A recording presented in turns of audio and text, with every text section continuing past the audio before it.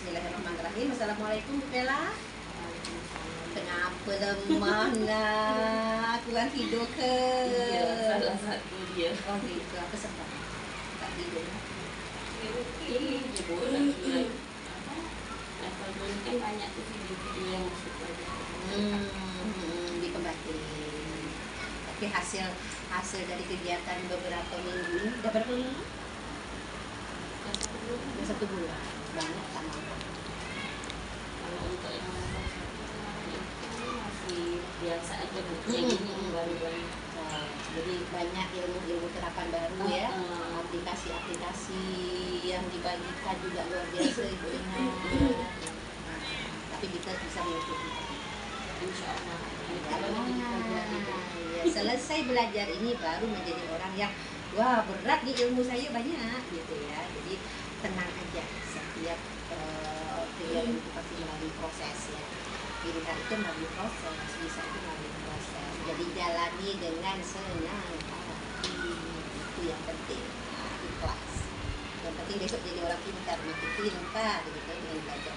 Baiklah, Bu Bella, hari ini kita sesuai dengan jadwal yang sudah Ibu susun. Hari ini Ibu nak berdiskusi nih tentang persiapan observasi kinerja guru di PMK ya.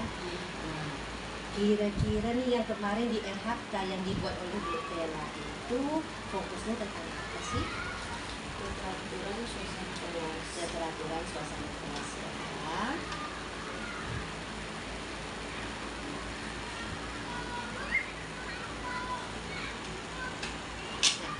Keteraturan suasana kelas ini seperti apa nih menurut bayangan Bu Bella nih yang mau saya buat di dalam kelas saya? Aku melakukan kegiatan aktivitas di kelas itu secara teratur. Contohnya seperti apa? Ini nanti kan dikasih tugas ke anak-anak dalam proses pembelajaran. Anak itu tertib dalam mengikuti. Jadi konsep apa yang mau saya tekankan di dalam kelas saya itu anak itu dalam proses belajar itu bisa teratur, bisa tertib. Kalau menurut Bu Bella misalnya ada anak nih bukan ribut tapi kayaknya dia punya aktivitas lebih dari biasanya atau kebiasaan dia anak ini memang kesan ributnya bukan tapi rasa ingin tahunya luar biasa, apakah itu melanggar peraturan atau membuat kelas menjadi ricu atau apalah menurut Bu Bella dengan kondisi anak seperti itu kira-kira? Kalau mereka ibaratnya ricu itu dalam bertanya, itu bukan melanggar keteraturan kelas, tapi ibaratnya mereka mengungkapkan pendapat atau apa yang ingin mereka sampaikan. Jadi kalau misal anak itu melakukan hal seperti itu, apa tindakan yang Bu Bella ambil?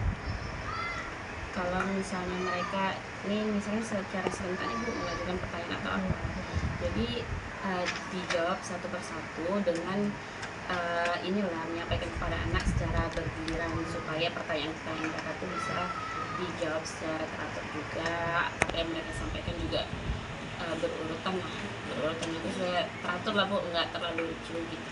Jadi kalau misalnya ada anak yang bertanya, Bu Bella bersedia menjawab ya. Kalau misalnya tadi ada beberapa anak yang bertanya gitu, sekian anak yang bertanya, siapa yang Bu Bella dahulukan? Yang didahulukan pertamanya Bu, anak yang bertanya. Pertama sekali bertanya. Terus kita lihat lagi pertanyaan selanjutnya itu apa ada kaitannya dengan yang pertama gitu kan, yang bertanya sesuatu. Jadi kalau misalnya biasa kan anak nih mengulang pertanyaan dari temannya atau bertanya sama kawannya bertanya mereka tuh bertanya juga tapi hampir mendekati gitu, jadi secara tak langsung bisa dijawab sekali semua itu saja. Jadi bisa disebut nih pertanyaan Adel sama Rana ini hampir sama ya nak ya. Ibu jawab seperti ini ya gitu. Apakah kamu puas? Gitu, mungkin tadi seperti itu ya. Oke, jadi itu udah punya planning, punya trik yang mau dilakukan di kelas besok tentang keteraturan suasana kelas nih. Menurut feeling saya, menurut akan saya buat seperti apa di kelas, tentu harus ada sarananya, ada yang menggiring ya. Harus ada yang menggiring, tak mungkin ujuk-ujuk masuk kelas ngatur kelas, tapi suasananya harus dibuat, yaitu adalah proses pembelajaran. Nah, mata pelajaran Bu Bella kan tak bisa milih nih, harus tetap satu. Makanya Ibu tak tanya mata pelajaran apa gitu ya. Nah, di kelas berapa yang Ibu tanya? Insya Allah nanti mulai di kelas 6. Ya, budaya Melayu di kelas 6 Ya, ya.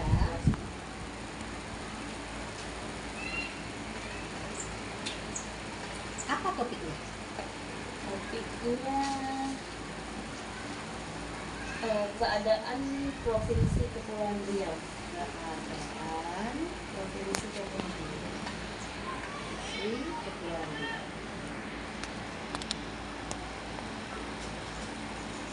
Oke, pertanyaan kedua, apa tujuan pembelajaran yang ingin dicapai dari topik ini? Tujuan pembelajarannya itu mengetahui keadaan alam wilayah Kepulauan Riau. Mengetahui Keadaan alam alam wilayah Provinsi Kepulauan Riau. si Kepulauan Riau. Masih ada lagi tujuannya? Yang satu lagi Bu, mengumpulkan data atau informasi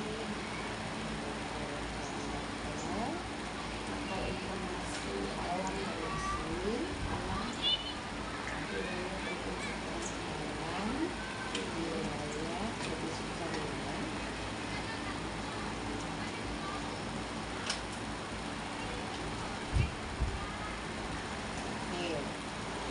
Nah, kemudian kira-kira area apa nih dari tujuan tadi nih?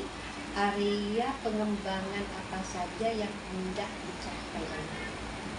Bagian-bagian apa saja nih dari mengetahui keadaan alam wilayah Provinsi Kepri, pengumpulan data atau informasi alam wilayah Provinsi Kepri. Nah, ini area pengembangan yang ingin Bu Bella dapatkan dari tujuan pembelajaran ini. Ibu anak tuh mampu menyebutkan letak pusat pemerintahan Provinsi Kepulauan Riau. Peserta didik mampu Ibu menyebutkan letak pusat pemerintahan Provinsi Kepulauan Riau dan menunjukkan letak pusat pemerintahan Provinsi Kepulauan Riau pada pusatnya.